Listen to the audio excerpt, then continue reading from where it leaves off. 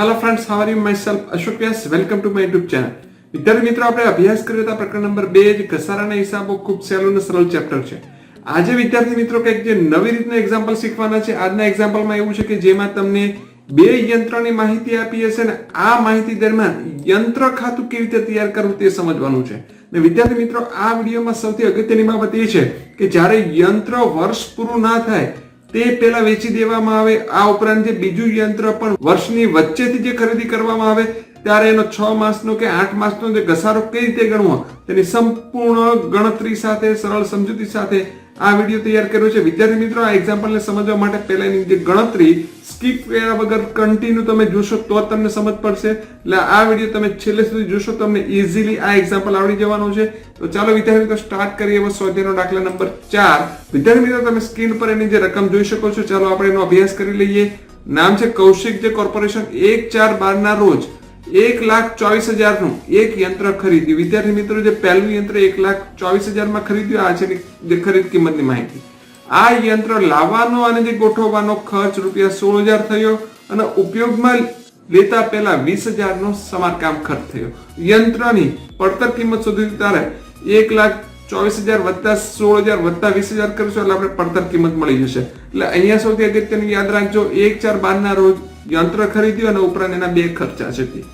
ત્યારબાદ જોઈએ સૌથી અગત્યની તારીખ 1/10/13. વિદ્યાર્થી મિત્રો, અત્યારે તમે જો કે તમને કોઈ પણ યંત્ર ખરીદવાનું તો 1/4/12 આપતા, એટલે કે વર્ષની શરૂઆતની તારીખ આપતા. હવે અહીંયા 10મા મહિનાની જે પહેલી તારીખ છે એટલે આપણે યંત્ર પર જ્યારે પણ ગણીએ ઘસારો ત્યારે મહિનાની ગણતરી કરવાની છે.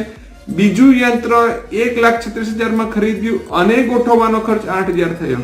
તો વિદ્યાર્થી મિત્રો, આ એક્ઝામ્પલમાં સૌથી અગત્યની તારીખ છે 1/10/13, એટલે મેં એની પર ગુલાબી કલરના અક્ષરથી બોક્સ બનાવ્યું છે, એની પર ફોકસ કરવાનું છે. આ તારીખને ધ્યાનમાં લઈને આપણે યંત્ર પર ઘસારો ગણવાનો છે.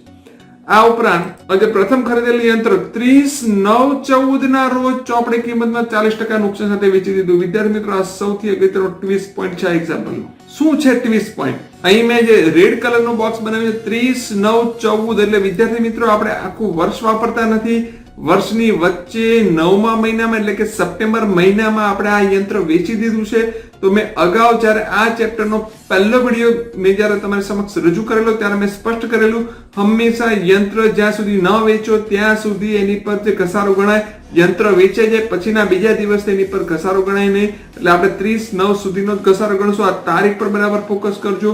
આ બે તારીખને આધારે જ આ દાખલામાં ટ્વિસ્ટ પોઈન્ટ કહી શકાય. વિદ્યાર્થી મિત્રો, આની જે ગણતરી તમે જો સમજી લીધી તો સમજી લો તમારા માટે એક્ઝામ્પલ ઈઝી છે. એક યંત્ર આપે, બે યંત્ર આપે કે 5 યંત્ર આપે, યંત્ર ખાતું એ જ રીતે તૈયાર કરવાનું છે. કોઈ જ એમાં પ્રોબ્લેમ હોતો નથી. માત્ર એની જે ગણતરી બરાબર સમજી લેજો. વિદ્યાર્થીઓ, સ્કીપ કર્યા વગર આ વિડીયો છેલ્લે સુધી જોશો તો તમને ઈઝીલી આ એક્ઝામ્પલ સમજ પડી જશે. 40% નુકસાન સાથે વેચી દીધું. આ ઉપરાંત તમને કીધું છે કે 31/3/15 સુધીનું યંત્ર ખાતું તૈયાર કરો અને 2012-13 ના વર્ષની વાર્ષિક હિસાબમાં અસર પણ આપો. કંપની યંત્રો પર 10% લેખે સીધી લીટીની પદ્ધતિ પ્રમાણે ઘસારો ગણે. એટલે આપણને ખબર પડી કે આ એક્ઝામ્પલ સીધી લીટીની પદ્ધતિ પ્રમાણે છે. સીધી લીટીની પદ્ધતિ પ્રમાણે હોય ત્યારે અગાઉ પણ મેં તમને સમજાવ્યું છે કે સીધી લીટીની પદ્ધતિ હોય તો હંમેશા પહેલા યંત્રની પડતર કિંમત સુધી લેવી.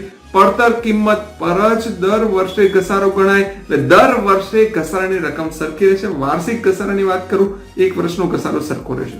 ચાલો પહેલા આપણે શોધી લઈએ યંત્રની પડતર કિંમતનું સૂત્ર મૂકી દઈએ, ખરીદ કિંમત વત્તા ખર્ચ. વિદ્યાર્થી મિત્રો, આપણે પહેલા શોધીશું જે પ્રથમ યંત્રની પડતર કિંમત. તો એની કેટલી ખરીદ કિંમત છે? 1,24,000. આપણે લખી દઈએ ખરીદ કિંમત 1,24,000. આ ઉપરાંત એને પર જે ખર્ચો કરવામાં આવ્યો છે 16,000 અને બીજો છે 20,000. તો આપણે કરી દઈએ પ્લસ 16,000 વત્તા 20,000. ટોટલ કરીએ આપણને 1,60,000. વિદ્યાર્થી મિત્રો, આ 1,60,000 શું છે? યંત્રની પડતર કિંમત. કયું યંત્ર? જે પહેલું યંત્ર છે એની પડતર કિંમત. હવે જે પડતર કિંમત મળી ગઈ એટલે એની પર આપણે ગણી લઈએ ઘસારો. પ્રથમ યંત્ર પર ઘસારો તમને રકમમાં સ્પષ્ટ કર્યું છે. બોલો કેટલા ટકા છે? 10% લેખે. તો આપણે 1,60,000 ના કરી દઈએ 10%, એટલે આપણને મળી જશે વાર્ષિક ઘસારો 16,000. એટલે જ્યારે પણ જે પહેલા યંત્રની આપણે કરીશું ગણતરી ત્યારે એક વર્ષનો ઘસારો 16,000 લેશું. વિદ્યાર્થી મિત્રો, મારા શબ્દ બરાબર સમજો. એક વર્ષનો એટલે કે 12 માસનો ઘસારો કેટલો થશે? 16,000. આ વાત થઈ માત્ર ને માત્ર જે પહેલા યંત્રની. હવે વાત કરી બીજા યંત્રની પડતર કિંમત. તો શું છે સૂત્ર? ખરીદ કિંમત વત્તા ખર્ચા. બીજું યંત્ર 1/10 13 રોજ ખરીદ્યું હતું, 1,36,000 માં ખરીદ્યું અને ખર્ચ થયો 8,000. તો આપણે લખી દઈએ 1,36,000 વત્તા 8,000 એટલે સરવાળો આપણને મળશે 1,44,000. બીજા યંત્રની પડતર કિંમત મળી ગઈ એટલે આની પર વાર્ષિક ઘસારો શોધી લઈએ. બોલો કેટલા ટકા છે? અહીંયા છે 10%. તો 1,44,000 ના 10% કરીશું એટલે મળશે 14,400. તો વિદ્યાર્થી મિત્રો આપણે આ જે ગણતરી કરી એમાં માત્ર શું સમજ્યા? પહેલું યંત્ર અને બીજું યંત્ર, માત્ર આ બંને યંત્રની પડતર કિંમત સુધી છે અને બંને યંત્રનો ઘસારો શોધ્યો છે. હવે આપણે બંને યંત્રની ગણતરી કરીશું અને બંને યંત્રની જ્યાં સુધી વેચાયની અથવા તો 31/15 સુધીનું યંત્ર ખાતું તૈયાર કરવાનું ત્યાં સુધીની એની પર ઘસારાની ગણતરી કરીશું. આપણે શરૂઆત કરીએ પ્રથમ યંત્રની ગણતરી. તમે જ્યારે પણ કરો છો ગણતરી ત્યારે હંમેશા યંત્રની પડતર કિંમતથી શરૂઆત કરવાની. બોલો ક્યારે ખરીદેલું? 1/4/12 અને બોલો કેટલી પડતર કિંમત હતી? 1,60,000. આપણે લખી દઈએ 1/4/12 ના રોજ યંત્રની પડતર કિંમત 1,60,000. વિદ્યાર્થી મિત્રો જ્યારે પણ તમે જે પહેલા યંત્રની ગણતરી કરો ત્યારે આ બરાબર મુદ્દો સમજજો, કારણ કે આ મુદ્દાના બેઝ પર જ આની ગણતરી થવાની. આ 30 પોઈન્ટ છે. 30 પોઈન્ટ શું છે હું તમને કહીશ ત્યારે આવશે. ત્યારે 30/9/14 ના રોજ વેચી દીધું છે પહેલું યંત્ર. એટલે આપણે જ્યારે પણ દર વર્ષે ગણીએ ઘસારો તો 30/9/14 આવે ત્યાર પછી ઘસારો નહીં ગણીએ ત્યાં સુધી ગણવાનો. એટલે 2014 નું વર્ષ આવે ત્યારે અટકી જવાનું, થોડુંક સમજી વિચારીને કામ કરીશું. ચાલો હવે આના પર શું કરવાનું હોય છે? જે ઘસારો તો -10% લેખે ઘસારો કેટલો છે? આપણે અગાઉ જે શોધેલો છે કેટલો છે? 16,000. લખી દઈએ 16,000 એટલે 1,60,000 - 16,000 એટલે આપણે રકમ મળશે 1,44,000. એને આપણે શું કહીશું? 1/4/12 છે. આખું વર્ષ પૂરું કરો એટલે શું આવે? 31/3/13. 1/4/12 થી તમે જે 12 મહિના ગણશો એટલે તમારી તારીખ કઈ આવશે? 31/3/13 ના રોજ ચોપડા કિંમત. વિદ્યાર્થી મિત્રો મેં અહીંયા જે વસ્તુ એડ કરી 2012-13 નો ઘસારો કઈ રીતે? 2012 માં આ યંત્ર ખરીદ્યું અને 2013 સુધી એટલે કે 12 મહિના સુધી આપણે યંત્ર વપરાશ કર્યો એટલે એને કહેવાય 2012-13 નો ઘસારો ₹16,000. હવે ત્યારબાદ ફરીથી કરીશું -10% લેખે ઘસારો કેટલો આવશે? 16,000. કારણ કે સીધી લીટીની પદ્ધતિ છે, દર વર્ષે ઘસારાની રકમ સરખી રહેશે. આપણને બાદબાકી મળશે 1,28,000. હવે આની સામે શું લખશું? 31/3/13 છે તો અહીંયા શું લખશું? 31/3/14 લખી દઈએ. 31/3/14 ના રોજ યંત્રની ચોપડા કિંમત. હવે વિદ્યાર્થી મિત્રો ધ્યાન આપજો, આ 31/3/13 આવું, 31/3/14 આવે, પછી શું આવશે? 31/3/15. હું નહીં લખીશ 31/3/15. આ એક્ઝામ્પલ નો ટ્વિસ્ટ પોઈન્ટ છે. શા માટે હું 31/3/15 સુધીનો ઘસારો નહીં ગણું? મેં અગાઉ કીધેલું આ તારીખ અંડરલાઈન કરવાની, ખાસ ફોકસ કરજો. 30/9/14 ના રોજ આ યંત્ર વેચી દીધું એટલે 2015 આવતું જ નથી. 2015 પહેલા જ આ યંત્ર વેચ્યું 2014 માં. તેનો અર્થ કે હવેનો ઘસારો હું 31/3/14 થી 31/3/15 ની 31/3/15 સુધી નહીં ગણું. હું ક્યાં સુધી ગણીશ? 30/9/14 સુધી. એટલે હું એડવાન્સમાં લખી દઉં 30/9/14 ના રોજ યંત્રની ચોપડા કિંમત. વિદ્યાર્થી મિત્રો હું પહેલા એડવાન્સમાં તારીખ લેવું એટલે મને ખબર પડે કે મારે કેટલા માસનો ઘસારો ગણવાનો. આખું વર્ષ મારું યંત્ર જે વપરાયું નથી છેલ્લા વર્ષે, કારણ કે હું 30/9/14 ના રોજ મારું યંત્ર હું વેચી દઉં છું 2015 આવે પહેલા જ. તો બંને વચ્ચેનો સમયગાળો કેટલો? તો વિદ્યાર્થી મિત્રો જો મેં ગણતરી કરી, આ 31/3/14 એટલે કે માર્ચ મહિનો નહીં ગણવાનો, પછી કયો આવે? એપ્રિલ મહિનો. અને બોલો ક્યાં સુધી ગણવાનો છે? 30/9/14 એટલે કે સપ્ટેમ્બર મહિના સુધી આપણે જે ગણીએ માસની ગણતરી કરીએ 1/4/14 એટલે એપ્રિલ, મે, જૂન, જુલાઈ, ઓગસ્ટ અને સપ્ટેમ્બર. ટોટલ તમે જો માસ ગણશો એટલે થઈ જશે 6 માસ. એનો અર્થ કે આપણું યંત્ર 31/3/14 થી 30/9/14 સુધી 6 મહિના જ વપરાયું છે તો 6 મહિનાનો જ ઘસારો લાગશે. 30/9/14 પછી આપણે યંત્ર વેચ્યું એટલે આપણી પાસે રહ્યું નથી. સામેની વ્યક્તિની આ યંત્ર પર જે ઘસારો ગણશે આપણે ગણવાનો નથી. એટલે આના પર 6 માસનો જ ઘસારો ગણવાનો છે. 6 માસનો જે ઘસારો કઈ રીતે ગણી શકાય? વિદ્યાર્થી મિત્રો હું તમને પહેલા શરૂઆતમાં શોર્ટકટ ટેકનિક આપી દઉં. ટેકનિક દ્વારા પણ તમે આ યંત્ર પર જે ઘસારો ગણી શકશો અને બીજી ખરેખર એની જે ગણતરી કઈ રીતે થાય એ પણ સમજે. શોર્ટકટ ટેકનિક શું છે બરાબર સમજો. વિદ્યાર્થી મિત્રો અહીંયા એક વર્ષનો ઘસારો કેટલો હતો? 16,000. જે બીજું વર્ષ જે પૂરું થયું તો બોલો કેટલો ઘસારો થયો? 16,000. અહીંયા વર્ષનો 16,000 હોય છે તો 6 મહિનાનો કેટલો થવાનો? 8,000 જ થવાનો ને. સિમ્પલ વસ્તુ છે. તમે વર્ષના 16,000 ગણો છો, વાર્ષિક ઘસારો 16,000, 6 મહિનાનો કેટલો થશે? આપણો 8,000 થશે. એટલે ડાયરેક્ટ અહીંયા લખી શકો. તમે અહીંયા 8,000 પણ લખી શકો છો.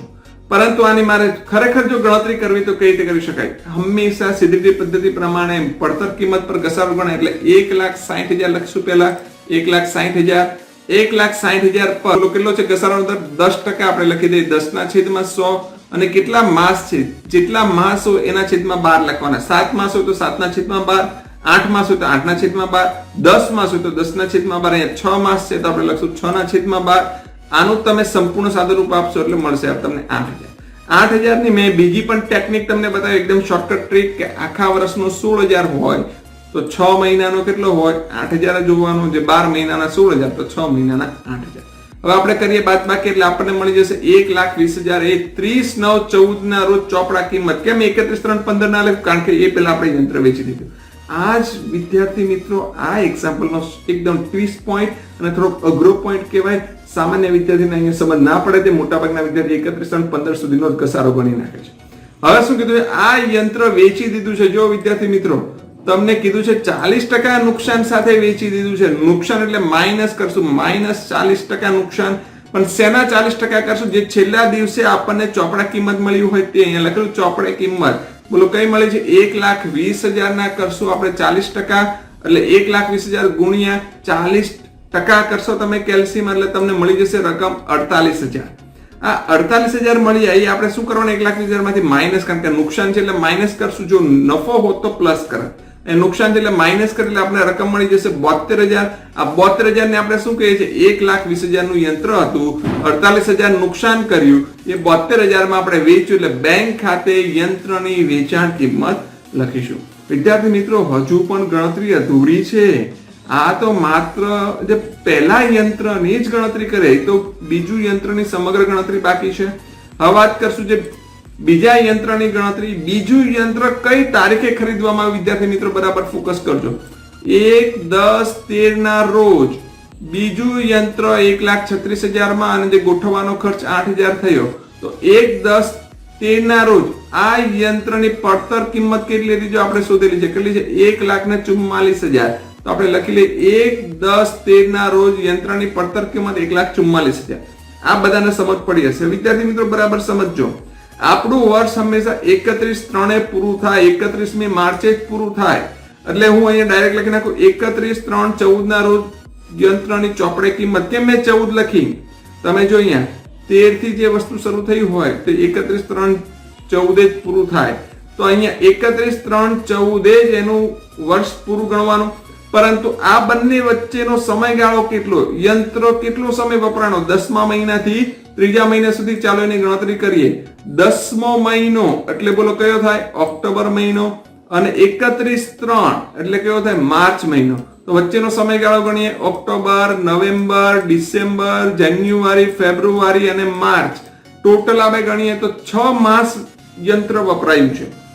6 માસનો ઘસારો ગણો. જે રીતે આપણે અહીંયા ગણેલો 6 માસનો ઘસારો, એ રીતે અહીંયા પણ 6 માસનો ગણવાનો. પરંતુ આ 6 માસનો જે ઘસારો કઈ રીતે ગણવાનો? વિદ્યાર્થી મિત્રો આની પણ શોર્ટકટ ટીક આપી દઉં. બીજા વર્ષનો યંત્ર પર વાર્ષિક ઘસારો 14,400 છે. વાર્ષિક ઘસારો એટલે કે 12 માસનો છે. આપણે અહીંયા જોઈએ 6 માસનો એટલે અડધો ગણી નાખો. 14,400 ભાગ્યા 2 કરશો એટલે 7,200 મળે. તમે ડાયરેક્ટ અહીંયા લખી શકો 7,200, તો પણ ચાલે. અને જો તમારે આની ગણતરી કરવી હોય તો કઈ રીતે કરી શકો? હંમેશા પડતર કિંમત પર ગણાય ઘસારો, એટલે 1,44,000 આપણે લખી દઈએ. પેલા 1,44,000 બોલો કેટલા ટકા છે ઘસારાનો દર? 10%, એટલે લખીએ 10/6. અને કેટલા માસ છે? 6 માસ, તો આપણે લખી દઈએ 6/12. હવે આનું તમે સાદું રૂપ આપશો એટલે તમને મળી જશે 7,200. અને આવો જો ગણતરી ના કરવી તો 14,400 છે બીજા યંત્રનો ઘસારો, વર્ષનો છે, 6 મહિનાનો હોય તો અડધા કરી નાખો, 7,200 તમને મળી જાય. આપણે કરીએ બાદબાકી એટલે મળી જાય 1,36,800. વિદ્યાર્થી મિત્રો તમને ખાસ આ એક્ઝામ્પલમાં 31/3/14 મેં કેમ લખે સમજ પડવી જોઈએ, કારણ કે આપણું હિસાબી વર્ષ માર્ચ મહિનામાં પૂરું થઈ જાય. એટલે જ્યારે પણ આ 1/10/13 પછી જે માર્ચ મહિનાનું જે વર્ષ આવતું હોય એ લખી દેવાનું. એટલે મેં લખ્યું 31/3/14. આ મળી ગયું. હવે આગળ આપણે જે ઘસારો ગણવાનો કે નહીં એ જો તમને અહીંયા કીધું છે 31/3/15 સુધીનું યંત્ર ખાતું બનાવો. અહીંયા આપણે કઈ તારીખ છે? 31/3/14. તો હજી એક વર્ષનો ઘસારો ગણવો પડશે. માઇનસ કરી દઈએ ઘસારો. બોલો કેટલો ઘસારો આવશે? હવે વિદ્યાર્થી મિત્રો બરાબર સમજો. હવે આપણું આખું વર્ષ આપણું યંત્ર ચાલશે એટલે બેઠો ઘસારો લઈ લેવાનો. વર્ષનો કેટલો છે? 14,400 આપણે લઈ લીધા ડાયરેક્ટ. 14,400 આપણે કરીએ બાદબાકી 1,22,400 જેની સામે લઈશું 31/3/15 સુધીનું યંત્રની ચોપડા કિંમત. વિદ્યાર્થી મિત્રો તમે જો આખું વર્ષ આ યંત્ર આપણે વાપર્યું છે, બીજું યંત્ર વેચ્યું નથી અને અહીંયા 14 માં જ યંત્ર વેચ્યું એટલે 15 સુધી એનો ઘસારો ગણવાની જરૂર નથી. યંત્ર વેચાય પછી એની પર ઘસારો ગણાય નહીં. એટલે જો બીજા વર્ષનો ઘસારો 14,400 એટલે મેં બેઠો લખી નાખ્યો, વર્ષનો 14,400 ઉપર ખાલી 6 મહિના વપરાય એટલે મેં 7,200 લખ્યું. વિદ્યાર્થી મિત્રો તમે જોશો તો આ એક્ઝામ્પલમાં હજી માત્ર મેં સમજાવી છે ગણતરી. જે પરીક્ષામાં જે પ્રશ્ન પૂછાયો છે તમને કે યંત્ર ખાતું તૈયાર કરો અને વાર્ષિક હિસાબમાં અસર આપો, હજી બાકી છે. વિદ્યાર્થી મિત્રો છેલ્લે સુધી આ વિડીયો જોશો. એક સાથે બે યંત્ર હોય અને એક યંત્ર વેચવામાં આવે તો કઈ રીતે યંત્ર ખાતું તૈયાર કરવું. ચાલો આપણે એનો જે નમૂનો મેં તૈયાર કરી દીધો અને અહીંયા બંને બાજુ મેં લખી દીધી છે ગણતરી, જે પ્રથમ યંત્રની અને બીજા યંત્રની. ઉધાર પર તમને શું હોવું જોઈએ મેં અગાઉ પણ જે વિડીયો સમજાવ્યો, ફરીથી કહી દો શોર્ટમાં. યંત્રની ખરીદી હોય અથવા તો યંત્ર વેચાણ નફો હોય તો ઉધાર પર લખશું. ત્યારબાદ જમા પર શું લખશું આપણે? જમા પર લખશું. અને ઘસારો, યંત્ર વેચાણ અને યંત્ર વેચાણ ખોટ કે નુકસાન હોય તો આપણે લખીશું જમા.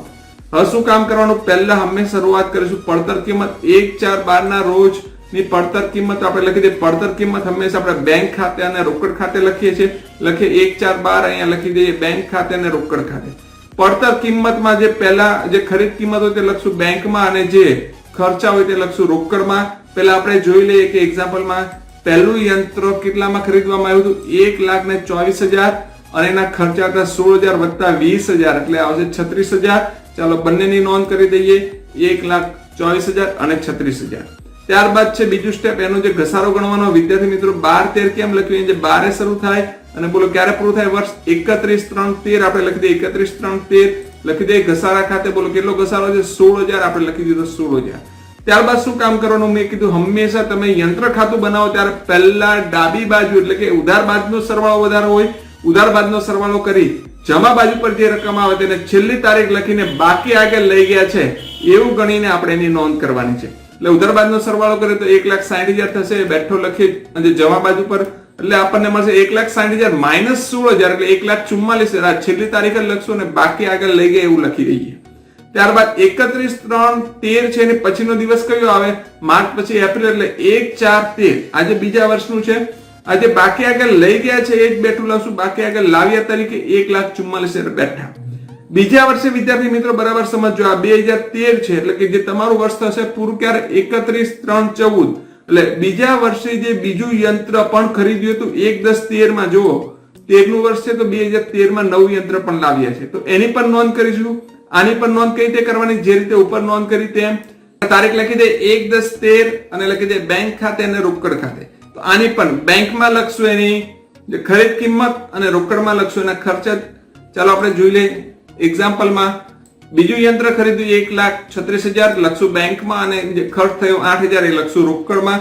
ચાલો એની નોંધ કરી દઈએ 1,36,000 અને 8,000. હવે આપણે નોંધ કરીશું જે ઘસારાની. પણ વિદ્યાર્થી મિત્રો બરાબર સમજો, હવે આપણી પાસે બે યંત્રો થઈ ગયા એટલે એક સાથે આપણે બે ઘસારાની નોંધ કરીશું. આ ઉપરના યંત્રનો ઘસારો એટલે કે જે પહેલા યંત્રનો ઘસારો 16,000 છે અને જે બીજા યંત્રનો ઘસારાની વાત કરીએ તો કેટલું છે? 7,200. બંનેની નોંધ કરીશું એટલે કે આ 16,000 ની પણ નોંધ કરવાની છે અને 7,200 ની પણ નોંધ કરવાની. તારીખ આપણે લખશું આનું એક વર્ષ પૂરું કરે એટલે ઉપરનું જે 2013 છે ત્યારે લખશું 2014 31/3/14. પણ ઘસારા ખાતે પણ બોલો કયા કયા આપણે લખશું? એક લખશું જે પહેલું યંત્ર અને બીજો ઘસારો લખશું બીજા યંત્રનો લખીએ. જે પ્રથમ યંત્ર અને બીજું યંત્ર અનુક્રમે 16,000 અને 7,200, 16,000 અને 7,200 બંનેનો સરવાળો આપણે આઉટર કોલમમાં લખશું 23,200. હવે ત્યારબાદ ઉધાર બાદનો સરવાળો વધારે હોય છે. ઉધાર બાદનો સરવાળો થાય 2,88,000 બેઠો લખી દે. જમા બાજુ પર 2,88,000. 2,88,000 માઇનસ 23,200 કરશો એટલે તમને રકમ મળશે 2,64,800 જેને આપણે છેલ્લી તારીખ લખીને લખશું બાકી આગળ લઈ ગયા. વિદ્યાર્થી મિત્રો ફરીથી આ જે બાકી આગળ લઈ ગયા છે તે ઉધાર પર લાવશું પણ 1,4,14 લખશું. બાકી આગળ લાવ્યા બેઠી રકમ 2,64,800. ફરીથી આપણે આવી જઈએ જમા બાજુ પર લખવાનો ઘસારો. પણ વિદ્યાર્થી મિત્રો બરાબર સમજજો, અહીંયા જે આપ્યો છે ઘસારો હવે તે બોલો ક્યારનો છે? 31/3/15 નો ઘસારો આપ્યો છે અને અહીંયા જે ઘસારો કયો છે 30/9 સુધીનો છે. એટલે પહેલા ઉપરના યંત્ર એટલે કે જે પહેલું યંત્ર આપણે વેચી દીધું એનો જે ઘસારાની નોંધ કરી દે. પણ તારીખ કઈ લખશું? 30/9/14 સુધીનો જ ઘસારો છે ને 6 માસનો એટલે 30/9/14 સુધીનો લખી દઈએ. ઘસારા ખાતે કેટલું છે? 8,000. ચાલો એની નોંધ કરી દઈશું 8,000 ની. 30/9/14 અને જે પ્રથમ યંત્ર ઘસારો 8,000. હવે જે પહેલું યંત્ર 30/9/14 સુધીનું છે તો બધી એની એન્ટ્રી આપી દે. પછી આપણે એન્ટ્રી આપશું બીજા યંત્રની. હવે સમજો 40% નુકસાન સાથે વેચી દીધું છે. કેટલું છે? 48,000. મેં અગાઉ પણ કીધું કે જ્યારે પણ નુકસાનની એન્ટ્રી તમે કરો છો તો અહીંયા લખેલું જો યંત્ર વેચાણ ખોટ કે નુકસાન હોય તો કઈ બાજુ આવશે? જે જમા બાજુ પર નામ લખવાનું નફા નુકસાન ખાતે. આપણે અગાઉના વિડીયોમાં પણ ચર્ચા કરેલી છે. આ બેઠી તારીખ લખી છે 30/9/14 નફા નુકસાન ખાતે યંત્ર વેચાણ ખોટ આવું કાઉન્સમાં લખો તો પણ ચાલે, નહીં લખો તો પણ ચાલશે. લખી દે 48,000. ત્યારબાદ હજુ પણ એક એન્ટ્રી બાકી છે બેંક ખાતે યંત્રની વેચાણ કિંમત. તમે યંત્ર વેચો જો લખ્યું યંત્ર વેચાણ, બોલો કઈ બાજુ લખવાનું? યંત્ર ખાતાની જમા બાજુ પર આ તારીખ લખીએ પણ બેંક ખાતે લખશું કારણ કે યંત્ર વેચો તો બેંક આવે તો ઉધાર. ફરીથી લખી દે 30/9/14 બેંક ખાતે કેટલા રૂપિયા આવશે? આર્યા 72,000. હજુ પણ વિદ્યાર્થી મિત્રો એન્ટ્રી બાકી છે બીજા યંત્રનો જે ઘસારો છે આ કેટલો છે? 14,400. એની નોંધ કરી દઈએ. પણ કઈ તારીખ લખશું હવે? 31/3/15 લખી દે. 31/3/15 ઘસારા ખાતે બીજું યંત્ર 14,400. હવે જે બીજું યંત્ર વેચ્યું નથી તેનું તે રહ્યું. આપણે પેલે ચોપડા કિંમતની કોઈ જગ્યાએ અસર આપતા નથી યંત્ર ખાતામાં. હવે આપણે શું કરીએ? ઉધાર બાદનો સરવાળો ઉધાર છે 2,64,800 બેઠો લખી દઈએ જમા બાજુ પર. 2,64,800 -14,400 -72,000 -48,000 -8,000 કરશો તો તમને બાકી મળશે 1,22,400. વિદ્યાર્થી મિત્રો તમારું જે બીજું યંત્રની બાકી છે ને એ જ તમારું છેલ્લે બાકી આગળ લઈ ગયા આવવું જોઈએ તો સમજી લે કે તમારું યંત્ર ખાતું બરાબર છે. આપણે લખી દઈએ 31/3/15 બાકી આગળ લઈ ગયા. ફરીથી ઉધાર પર લાવીએ 1,4,15 બાકી આગળ લાવ્યા તરીકે 1,22,400. તો વિદ્યાર્થી મિત્રો આ રીતે જ્યારે પણ બે યંત્ર આવે ત્યારે આ રીતે યંત્ર ખાતું તૈયાર કરવાનું છે. યંત્ર ખરીદવામાં આવે તો ઉધાર પર લખવાનું. યંત્ર જ્યારે પણ એની પર તમે ગણો છો ઘસારો ત્યારે પહેલું યંત્ર અને બીજું યંત્ર બંનેનો લખાઈ જાય, કોઈ બાકી ન રહી જાય તે ખાસ યાદ રાખવાનું. આ એક બાબત ધ્યાન રાખજો. હજુ પણ એક્ઝામ્પલ બાકી છે જેમાં લખ્યું વાર્ષિક હિસાબમાં અસર આપો. મેં બંનેની જે ગણતરી બતાવી દીધી છે. વાર્ષિક હિસાબમાં અસર આપો એટલે તમારે માત્ર બનાવવાનું છે નફા નુકસાન ખાતું અને પાકું સરવૈયું. આ બંને બનાવવાનું તમને કીધું 31/3/13 ના જ વાર્ષિક હિસાબની અસર આપવાની છે અને ફિક્સ છે કે નફા નુકસાન ખાતું હોય તો ઉધાર પર લખવાનું, યંત્રનો ઘસારો અને પાકા સરવૈયામાં મિલકત લેણા બાજુ પર લખવાનું યંત્ર માઇનસ ઘસારો લખવાનું. ચાલો યંત્રનો ઘસારો કેટલો છે? 16,000 આપણે લખી દઈએ 16,000. ચાલો એન્ટ્રી પૂરી થઈ ગઈ. અને પાકા સરવૈયામાં યંત્ર માઇનસ ઘસારો એટલે જે પહેલા વર્ષની એન્ટ્રી આપવાની કીધી. બોલો આ યંત્રની પડતર કિંમત કેટલી? 1,60,000 લખી દઈએ 1,60,000. ઇનર કોલમમાં લખવાની માઇનસ ઘસારો તો ઉપર જ છે 16,000 આપણે લખી દઈએ માઇનસ ઘસારો 16,000. 1,60,000 માઇનસ 16,000 એટલે આપણને રકમ મળશે 1,44,000. આપણે કોલમ લખી દઈએ 1,44,000. એટલે તમને વાર્ષિક હિસાબમાં અસર આપવામાં આવે કે માત્ર નફા નુકસાન ખાતાનું પાકું સૂત્ર તૈયાર કરવાનું. એમાં ફિક્સ આ જ બે એન્ટ્રી આવે છે, બીજી કોઈ નવી એન્ટ્રી આવતી નથી. તો વિદ્યાર્થી મિત્રો તમે જોયું કે સમગ્ર એક્ઝામ્પલમાં એક સાથે જ્યારે બે યંત્રો હોય અને એમાં એક યંત્ર વર્ષની વચ્ચેથી વેચવામાં આવે અને બીજું યંત્ર પણ વર્ષની વચ્ચેથી જો ખરીદવામાં આવે ત્યારે એની પર 6 માસનો ઘસારો કઈ રીતે ગણવાનો તેની સંપૂર્ણ સરળ સમજૂતી સાથે મેં તમને સમજાવ્યું છે. વિદ્યાર્થી મિત્રો જો તમે આ વિડીયો છેલ્લે સુધી સ્કીપ કર્યા વગર જોયો હશે તો 100% તમને સમજ પડી ગઈ હશે. અને ઉપરાંત આ વિડીયો તમને કેવો લાગ્યો નીચેની કોમેન્ટ બોક્સમાં જરૂરથી મને જણાવજો. આ વિડીયો પસંદ પડે તો તમારા મિત્રોને શેર કરો, લાઈક કરો અને હા આવા વિડીયોની અપડેટ મેળવવા માટે હજુ પણ અમારી ચેનલ સબસ્ક્રાઇબ ના કરી તો સબસ્ક્રાઇબ કરો જેથી કરીને આવા વિડીયોની અપડેટ મળતી રહે. નેક્સ્ટ ટાઈમ ફરીથી આ જ ચેપ્ટરના નવા એક્ઝામ્પલ સાથે મળીશું. ત્યાં સુધી આપનો દિવસ શુભ રહે. Thank you very much.